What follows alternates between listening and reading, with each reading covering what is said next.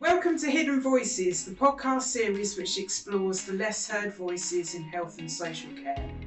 I'm Sarah and I work for Health Watch Essex. It's our job to make sure that people's experiences help to improve health and social care services.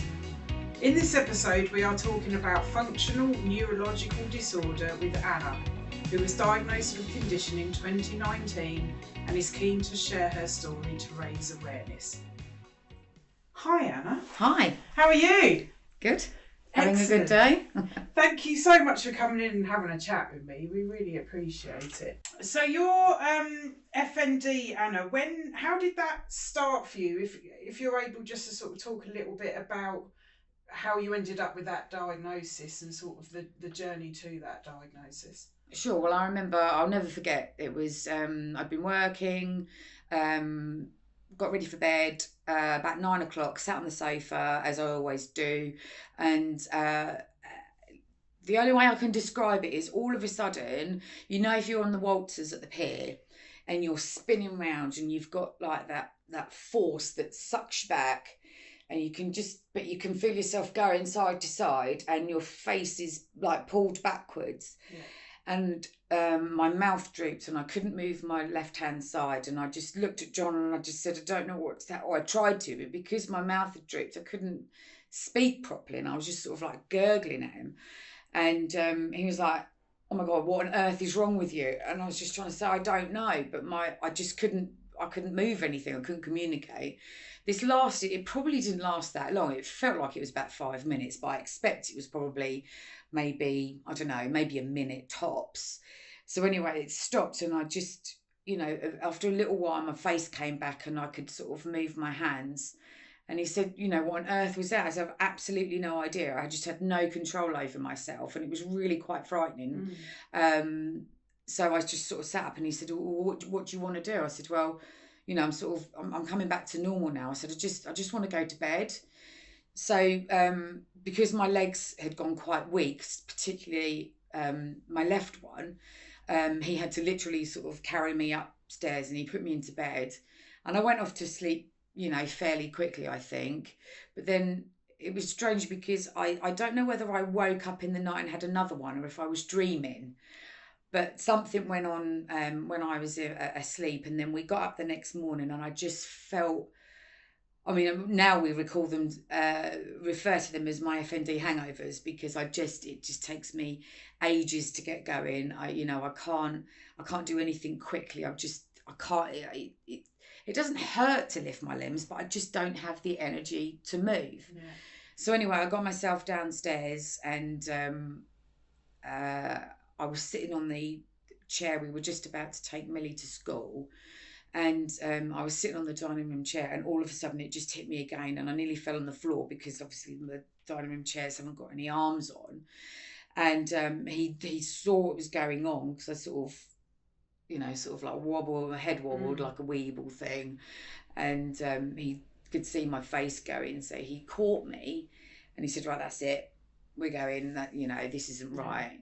So he literally dragged me to the car, but I couldn't walk properly, so we got to the hospital and he ran in to get one of the wheelchairs, and I was so I was really out of it. I couldn't open my eyes, and I was just drooping. And I just remember he's so helpful. As we got into the hospital, he saw someone he knew and decided to stop for a little chat on the way into it. I'm sort of sitting there, for goodness sake, what you do? But anyway, so he got me in, and because how I was presenting, it looked like I was having a stroke. That's the only way that you can describe it. So of course they got me in quite quickly. So I went into A&E, and they sent us to or did we go to anyway, we ended up in the emergency assessment unit. And I couldn't do anything. So they got the stroke people to come down and did a few tests. And then they admitted me, and I was there probably, I think it might have been maybe sort of 4 or 5 days the first time, in which time I was feeling better. I didn't have any more of those episodes, but so I had to stay, and I had MRI scans, CT scans, to make sure that there wasn't any clots and I had I had an ultrasound on my neck, because apparently that's where they check for strokes, obviously, if it's going to travel up to your brain. And everything came back clear, and I was like, but I just feel so awful. How can there not be anything wrong with me? Something's not right. Yeah. Yeah. So they packed us off home, told me I had migraines.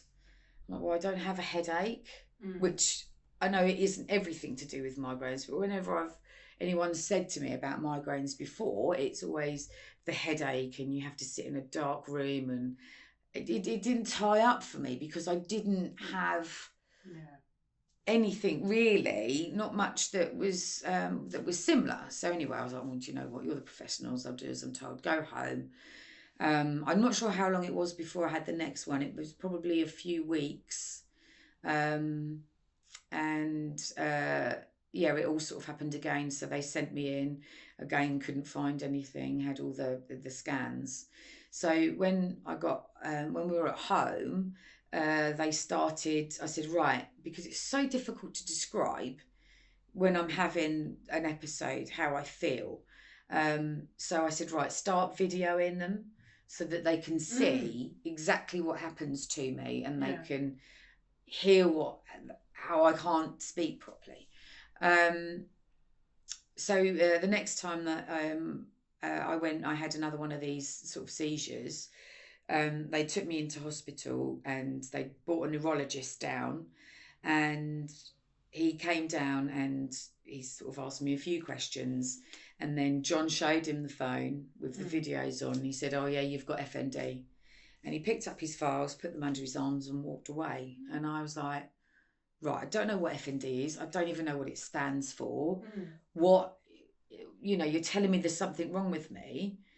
But he literally just walked away from the bed and I never saw him again.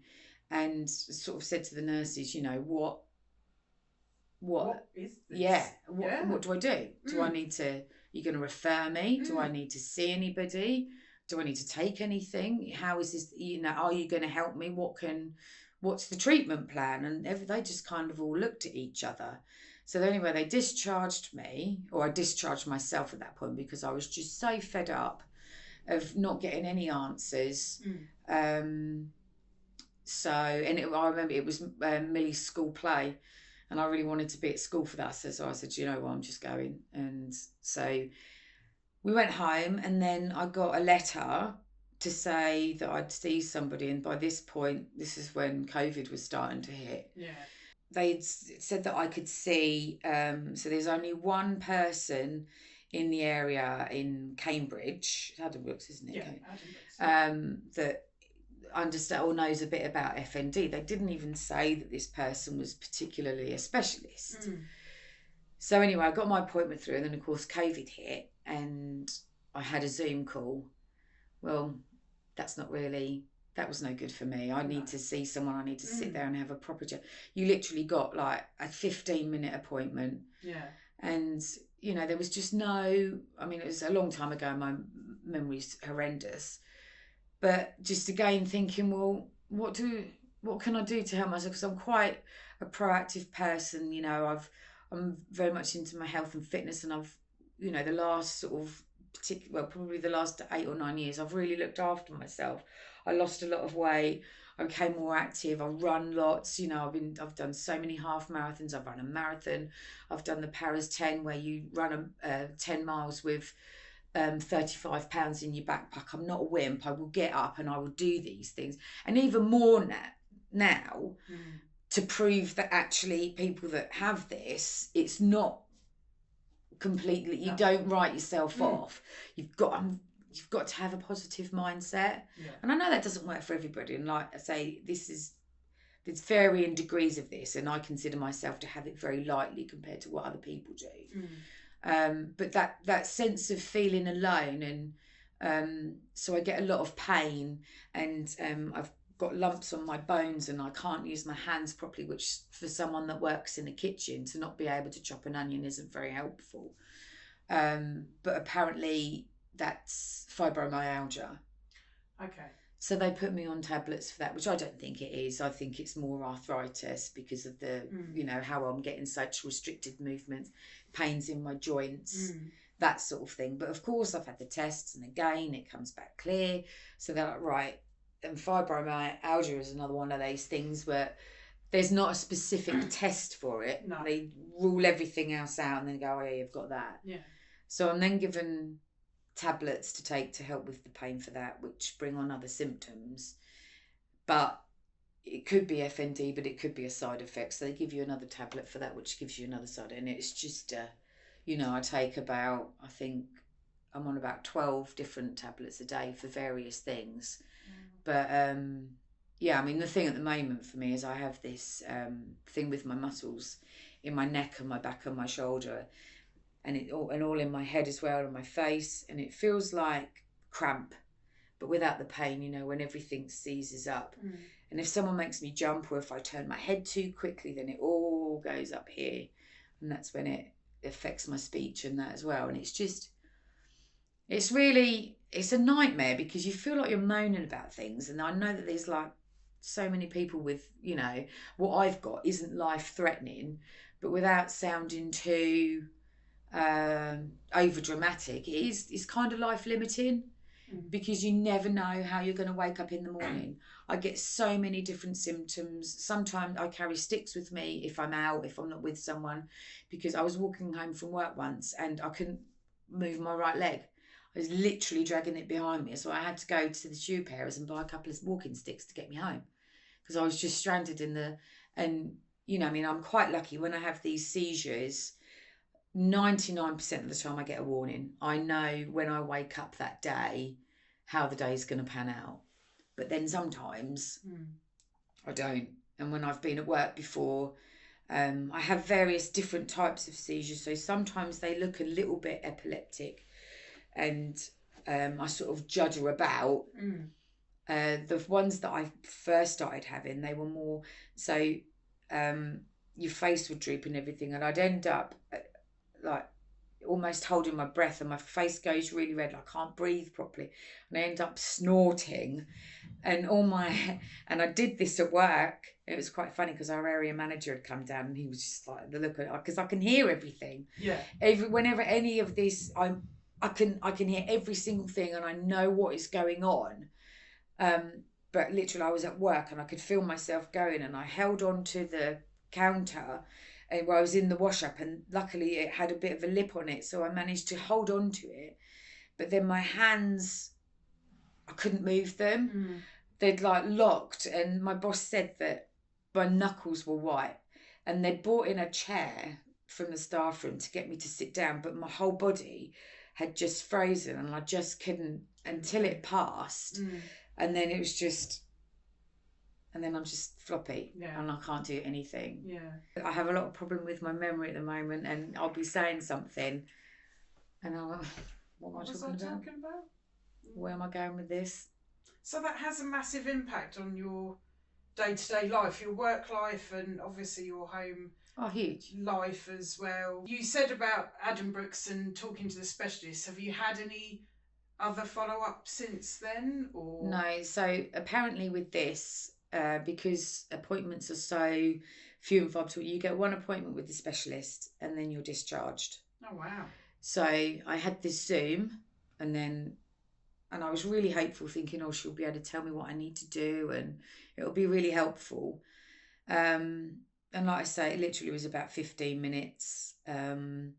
Try breathing exercises, try yoga, and try breathing. That's always when people see. And the way, I always try to find the funny side of things. And they've said to me from the beginning that this is FND is where the messages get trapped going from your brain to whatever in your body you're trying to operate. So that's when my legs will stop going, or speech or anything like that. And I'm like, well, hang on a minute, you've just told me that the messages get stuck. Breathing's quite important. What happened? Yes, you get stuck. I'm really hoping that message can get through for a little bit longer. But you do, and it's like I say, I feel quite. The other worrying thing is that when I have these episodes, I look like I'm having a stroke. I can't move, my face droops, and I can't speak. And now when I'm having them in front of the family, not my sister because she's neurotic and she just dial 999, but if I'm with John or the kids and I go like that, they'll look at me because we'll be having a conversation. They'll look at me and I've gone, and they'll say, John will just say, oh, she's out of it, you know, and just let her get on with it, wait until she comes round again. But what happens one day if I actually have a stroke? And they think that it's just an episode and I'm just left there. Yeah. That is the worrying thing. Yeah, that's really scary. It really is because, I mean, my nan, she had a stroke, but she was very old and you kind of expect it more of old people. You know, I'm 45, you know, I was 40 at the time, and you just think that bothers me because they just laugh it off now, which is how I want to be. I'm not a poor me, look at how dreadful this is for me, because like I say, it's not going to kill me. But it is really, it's lonely. I had another whinge at the GP, and they organised some counselling during COVID, which was hilarious. It was by text message. Oh no. And I was just, we did the first, when I said to the woman when she arranged it, and I said, I'm not sure this is going to be for me, because I had counselling when I lost my dad. And this is what they say, is that this is brought on either by physical trauma or psychological. And they say that my problem was that when everybody died, I didn't deal with it. I just pushed it down, mainly because I don't like to feel sad. And secondly, because I had a young family. Yeah. And so I can't just sit in bed at the bottom of a bottle of vodka, which if I didn't have my kids, that is exactly where I'd be now. So they have always been a saving grace for us. But yeah, so she said, yeah, it's going to be by text message. I said, are you actually joking? And I think I was about 5 minutes into it, and I just said, look, this isn't going to happen. I can't do this by text. No. And when I went to face-to-face counselling the first time my dad died, it was just such a terrible experience. The woman was just absolutely dreadful, made me feel so much worse than I did already. When I came out of there, I just felt absolutely dreadful. I thought, I don't want to feel sad. I'm happy. Might not. Everybody copes with these things differently. This is how I'm coping with it, and I'm happy in my own little world. And also so Dad died very suddenly. Mum was a long, drawn out, horrible, undignified experience. So I've seen it from both sides. And again, once it happened, once it was over, I don't want to mull over it. And that's what they're saying, that basically my head is like a pressure cooker, and you just keep pushing things down and down until one day it just goes. And that's what happened to me when I had that first fit on the sofa. So yeah, you need to talk about your feelings and all the rest of it. And I don't have a problem with talking about my parents. I don't want to forget them. I'm quite happy, you know, anytime anyone wants to talk about them, that's absolutely fine with me. But then I went back to the GP and they said, oh, shall we try counselling one more time? And it was this lady at the hospital, and she was looking at kind of my similar sort of things. And you know, I went in there, and I think that was 6 weeks, every hour of, you know, her wanting to drag things up. And yeah, well, what I'll do is I'll get you some breathing exercises together, and I'd like you to try this. And you go out there and you never hear from them again. I went to see somebody about help with my walking. Yeah, I'll send you some exercises for your legs. Never heard anything. And then recently I've had quite a few new symptoms come up. So I went back to the GP, and they sent me back to see a neurologist in the hospital. And I was like, oh, brilliant. I'm actually going to see like a consultant. Went in there, sat down. And the first thing she said to me was, I'll tell you now, I can't give you any treatment for your FND. We don't have the facilities here to deal with what you've got. And then I was zoned out then. And again, it was like, she said, so I went through like the pain, and the thing with my muscles, and she put me on muscle relaxants, and jiggered about a little bit with some of my other medications. And she said, I'm going to refer you back to Adam Brooks because I'm not satisfied that you had an adequate appointment last time. I was like, oh my God, thank goodness. So the weeks went past, never had, and I know that these things can take ages for your appointments. And anyway, I had to go back again to the GP. They love me there. Honestly, the doctor, I don't see the first man that I went to because I'd literally go in there and I could see him eye rolling me because he knows that he can't help. He doesn't know anything about it, so he feels kind of helpless, and I get that. And I went in for something, and I said, I said, I know you can't tell me, but is there any way that you can G up this appointment with the specialist in Cambridge? And she said, no one's referred you. Oh no. So I just back to square one. Yeah, and I'm just so fed up of it now. Like I say, I mean, most of the time I can function. I'm very lucky that, so they say a lot of this is distraction. So the worst thing for me is to sit still, which is fine because I like being active. And my thing is, you know, if you don't use it, you lose it. So, and everybody says to me, oh, you need to rest more. You know, you need to take more care of yourself. Well, I do take care of myself, but I will, because it's so unpredictable, I will not sit there and wait for it to come and get me. They've told me it's distraction. You know, sometimes I do, that's ridiculous, colouring in. In COVID, I got one of those big paint by numbers, and I sat there and I started doing macrame. And it does. And the worst time for me is not at night. Once I've done all my jobs and I sit down, you can guarantee within about 20 minutes I'll go out. Yeah. And sometimes it's just for a few minutes. Sometimes it's all night. And then it depends on how severe it is as to how I wake up in the morning and whether I can go to work and function. But yeah, I mean, I can function most days, but I am symptomatic every day. So I got up this morning and I ran 7 miles yesterday. Wow. And, you know, if you were to put that on the FND page, you'd get all sorts of abuse because people can't get out of bed on their own. But I try to put things on there to try and keep people positive. To say, and okay, I did 7 miles yesterday, but by 5 o'clock I was dragging my right leg behind me. My speech was slurred, and I couldn't get the muscles in my neck, and I can feel it now. I've got really terrible head fog. You just feel drunk all the time. And it's really horrible, but I'm like, right, I'm not going to sit down because it will just get worse. So you try to carry on, but then, you know, every now and then your body goes, you know what, sit down, shut up, and just, you know. But yeah, so it's, that's where I am really at the moment. Yeah, good days and bad. Luckily, like I say, for me, more good days than bad. But when you do get, you know, I get very angry about it because I want to help myself, but there's no one to tell me what I can do to make it easier. And will I ever not feel like this? Because I'm only 45, and if I'm like this, it is quite sad because it does restrict me. Like I say, I mean, so as you know, I had my own nail business, and I had to stop. I mean, COVID kind of didn't help, but where I've got restricted movements and pain in my hands, I couldn't hold the tools to do my job properly. So I had to give, 7 years I had that business, and,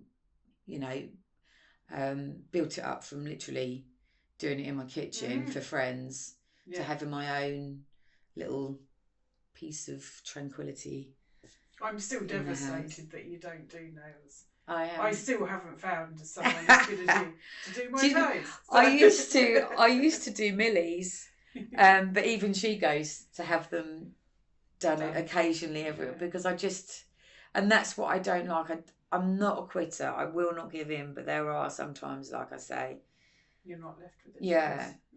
It's quite isolating because I can't always drive. Like today I wouldn't drive because I can't move my head quick enough with the muscles. And if you do, you can get stuck on it. And also I sort of like walk around like that because I don't want to move it anymore, make it worse. And like it literally, it's just so difficult to describe. It shoots up the side of my head and just, it's very, so I can't drive a lot of the time now, say. And you don't realise how much you rely on it. I mean, we're lucky we live central to town, so I can walk to work. I walk to town. You know, I can pretty much get to where I need to go, but, you know, big shops sometimes. Yeah.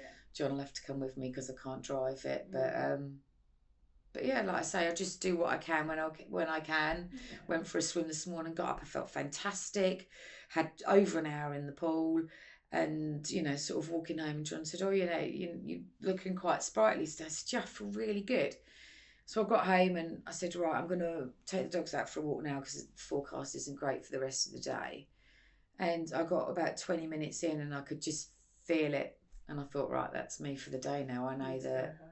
But it's not anything to do with people say, oh, so when I was first diagnosed, for 6 months, I kept a diary of everything I ate, every exercise, where I went, everything that I did to try and see if there was a trigger. And there isn't. There is nothing. John's convinced that if I overexert myself, then that brings it on. Right. So I am cautious now. But then also, again, they say, well, you know, I can't sit there because then you just don't know what to do. I remember that I ran my marathon. My friend Mandy died, and just before, when she was first diagnosed, I'd never done a marathon before, and I always said that is something that I would never ever do. And she said, will you do it? And we'll do it for the hospice. Yeah. And I was like, yeah, I'm in, because Mum died in the hospice. And we had, so when she died, her partner Benny, my sister and I went to, although I really didn't want to, and the minute I got in there, I was thinking about what I was going to get for tea that night, because I can't listen to that. It doesn't. But I went to support him. So we've had a lot of support from the hospice. They helped out with Oliver because Oliver had dreadful problems when Mum died. And I, in my opinion, that's why he is a little bit the way he is now. But yeah, when she asked me to do it, I was like, yeah, absolutely, I'm in. Oh, never again. But the day before, I had such a bad episode. I couldn't get off the sofa. And I just sat there, just tears streaming my face, thinking, I'm going to let Mandy down. I'm going to let everybody down. We wanted to raise £250, and I think in the end, I think we were near 13 or 1400, where people had been so generous. And as well, you know, we sort of put it out there, and I did do a little bit of a poor me. I'm not a well person. I can't train like I used to. When I first started doing half marathons, I could follow a training plan and I could do really well. Whereas now, one day to the next, I don't know if I'm going to be able to do anything. And yeah, like I say, the day I was on the sofa, and our friends came round they bought me a lovely bracelet that said "Don't be" on it, and so I could wear it when I went round, and every time I felt a bit low, I could look at it, and I couldn't even get it out of the box. I had no energy, and I was just thinking, I'm not going to be able to do it. I'm going to let everyone down. And you know what? I woke up that next day, and I don't know what happened to me, but I was ready, and I just went and I did it. And John thinks it's the adrenaline that helped me, because I do find that if I've got an event, then for some reason I can do it. And I can't explain it. I don't know whether that is a thing or not, but luckily I got around, because I'd have never forgiven myself. I'd have had to refund everyone their money. But yeah, it was dreadful. I'll never ever, I don't care what you've got, I'm not doing it. You said earlier about having a warning that you know. So how does that warning manifest in you? How do you know that you're going to have one of those episodes? So, for example, now I can feel that as I've been talking quite a lot, I'm starting to get a bit... my speech is stuck, and it's so annoying because the words are there, but they literally get stuck in my throat. Generally, the build up is I get very tired, and I get a crawling sensation in my face. trying to describe it is so difficult, but if you imagine if somebody puts their hand on your face and then twists their hand, that's pretty much how I feel, is that I feel all contorted, and like I say, it's like a cramp sensation but no pain. And everything locks up and you just got to wait for it to go, and it goes in my neck, and my natural reaction is to put my hands up and try and it feels like I get it in my stomach as well, under my ribs.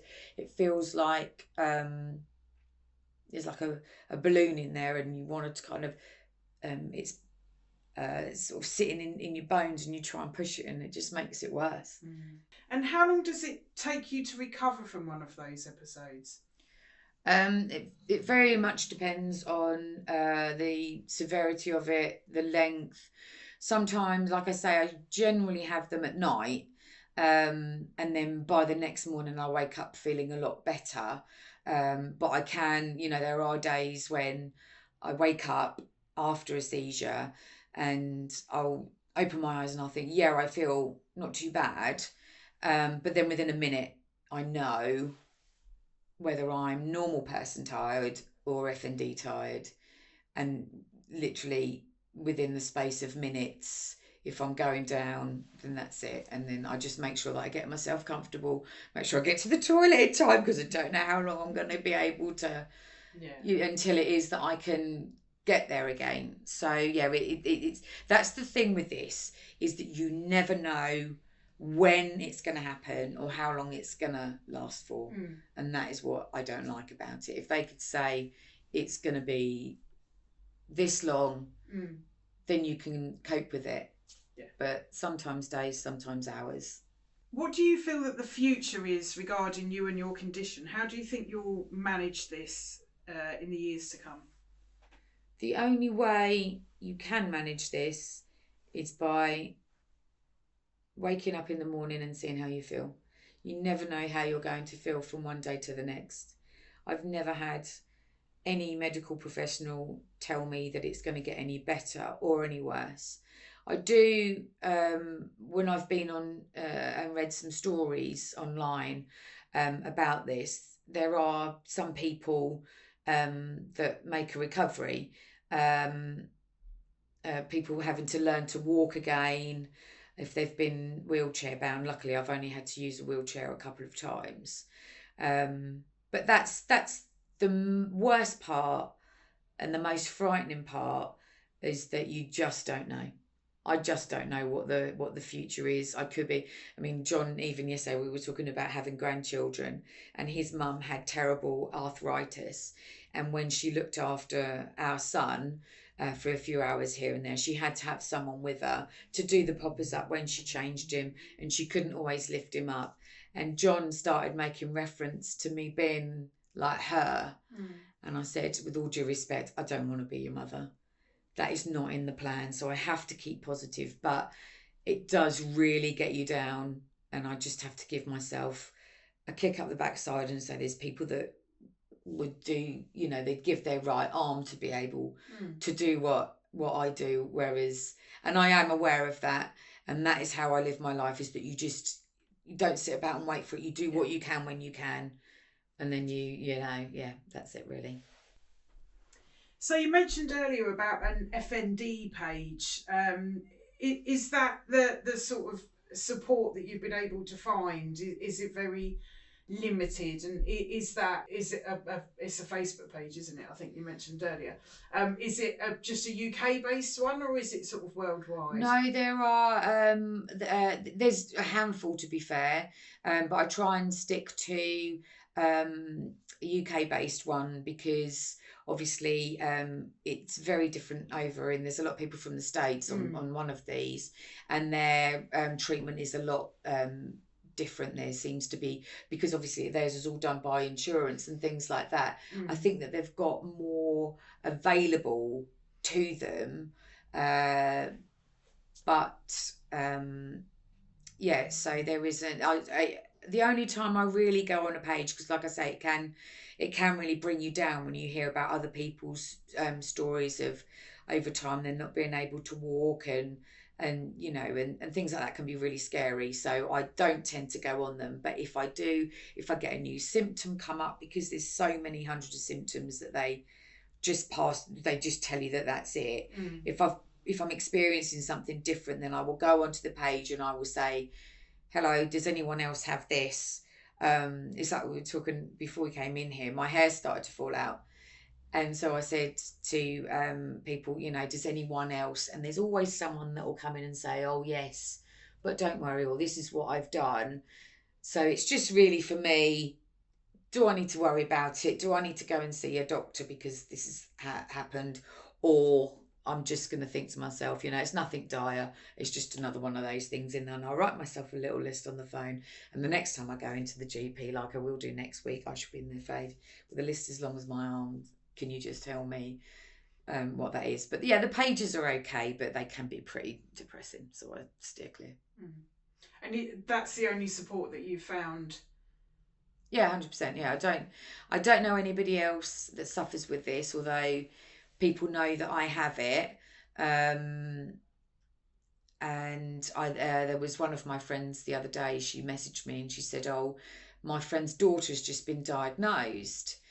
You know, can you give any tips or anything? I was like, no, I can't. It's really bad because but I said, you know, give them a number. Sometimes it's just, and it's nice for me as well because I try and talk to my family about it, but they know that there's nothing they can do. And I think I'm at the point now where, you know, John will say, oh, how are you today? I'm like, oh yeah, I'm fine, regardless of how I feel, because there's nothing he can say or do to make me any better. And I don't want to be the one that's, oh yeah, I feel like this today.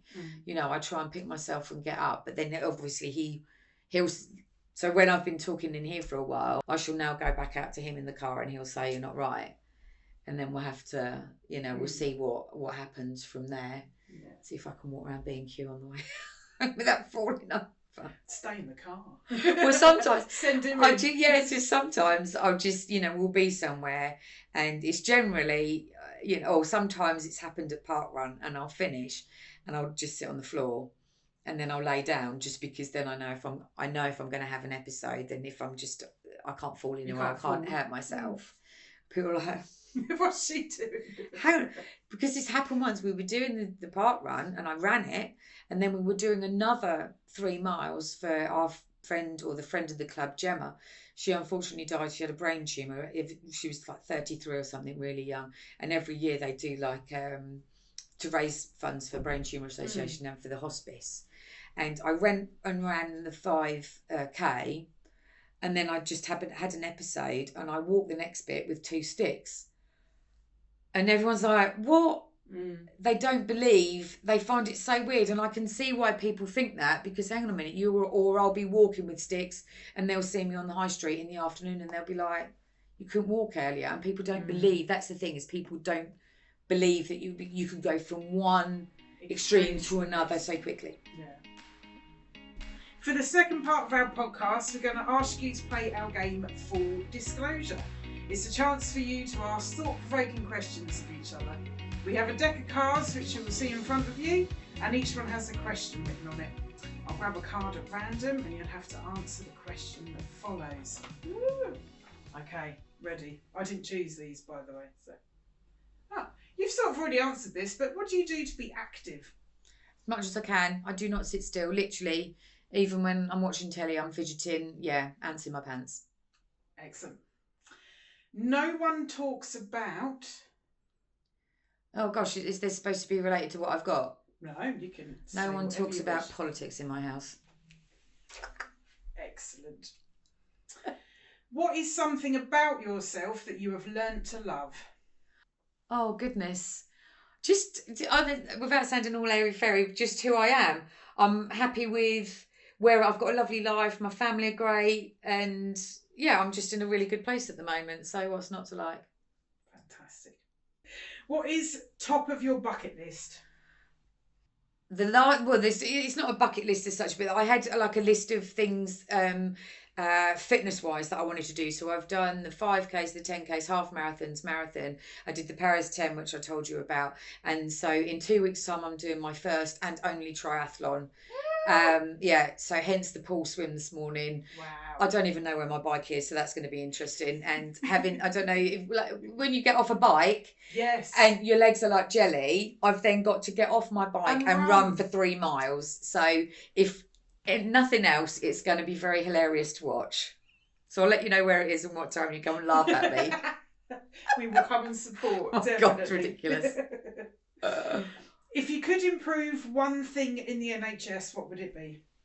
That's really hard because I think that the NHS get a really hard time. They all work long hours for disgraceful amounts of money. They're pushed to the limits. So the only thing I can say would just be that they need more support. They need more money, because you only ever hear, and I get so frustrated, people only ever pipe up when there's a bad story. Nobody says, do you know what, I went to A&E, or I did this, or I've been on this treatment plan and they were absolutely bloody fantastic. And I will say, with all dealings that I've ever had with the NHS, with mum's condition, with how my dad was treated and how I've been treated, apart from the fact nobody can tell me what to do with myself, and that is again because of lack of funding and that sort of thing. So that would be, I would never ever say a bad word about them. Excellent. What would be the title of your life story? Anna the... No, oh God, live by the 3 rules, but I'm not sure if I'm allowed to say, because there's a swear word in the last one. You can do that. So rule 1 is happy wife, happy life. Rule 2 is adapt and overcome. And rule 3 is... Fantastic. Sorry. No. Live life by my 3 rules. That would be, there you go. Thank you so much for coming in and having a chat today. I really appreciate it. Oh no, it's been a pleasure, and I just hope that, you know, if just not when people that don't have it will ever understand, but it's nice sometimes just to hear other people's stories and how other people get on, and you know, yeah. So all good. Thank you. If you have any questions regarding FND and Anna's story, if you'd like to contact the Healthwatch Essex Information and Guidance Service, our phone number is 0300 500 1895.